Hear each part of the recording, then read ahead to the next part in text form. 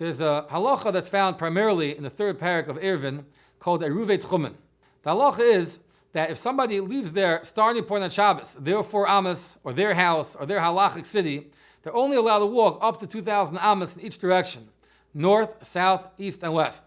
However, they could put down an Eruv Techumin, and we'll soon discuss what that is, towards the end of their 2,000 amas, and that gives them another 2,000 amas beyond that.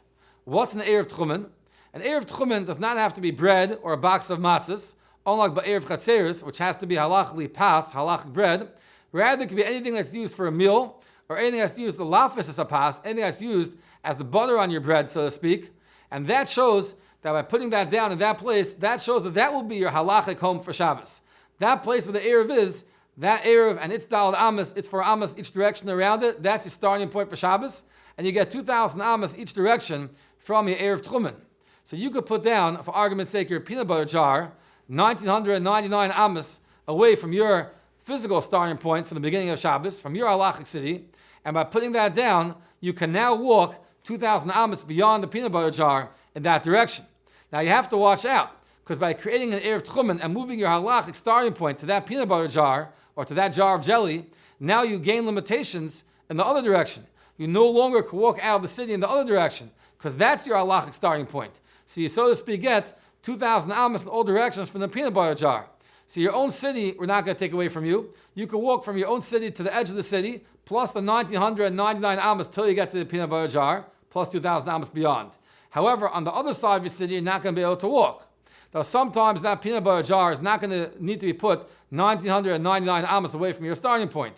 You don't need to get so far out of your 2,000. The destination you want to get to is 2,500 amas away from your city.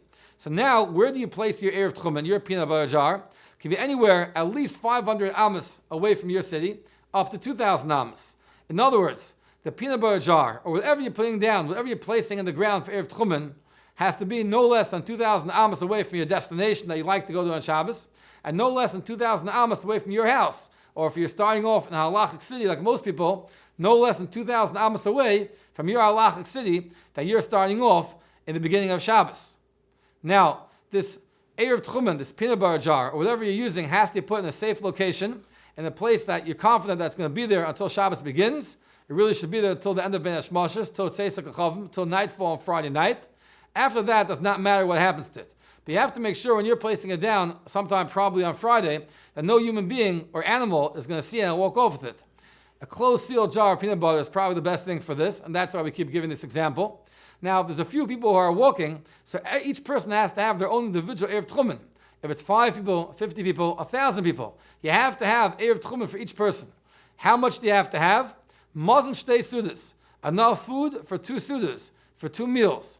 One 18-ounce jar of peanut butter could probably get in at least 5 people in it. But they have to each own their part of the peanut butter jar. So you have to know how to do it properly with zechiyah, with the rules of ownership and chosh mishpat and hilchos kinyanim. And therefore, somebody who wants to do an Eruv Techumin, and it's for more than one person, they should consult their Rav to find out the correct way how to do it, the safe and secure place where to put it down, and the way to make sure that everybody owns the right part in it. Sometimes young children, they go by the mother, they're included automatically. Wherever the mother goes, they naturally follow the mother. It's a question in Poskim, up to what age this halacha applies. That young child is karach achima, goes by his mother, and therefore one should ask a shayla. What's very important to remember is you're only entitled to one Eruv Techumin. Because the concept of Eruv Techumin, the way we explained, means that the place that you're putting down your Eruv Techumin out there, somewhere possibly in the field, that's considered your halachic home for Shabbos. So you're not allowed to place one Eruv Techumin and then up to 2,000 amas later, another Eruv Techumin, then another one. You got to pick one place. It's one per customer. Either you're starting off in your own home house, your own home city, or you can have your halachic home where the Eruv Techumin is placed, and as long as it's less than 2,000 amas away from your starting point, your home or your city, you can walk up to there and 2,000 amas beyond. However, you can't get more than one.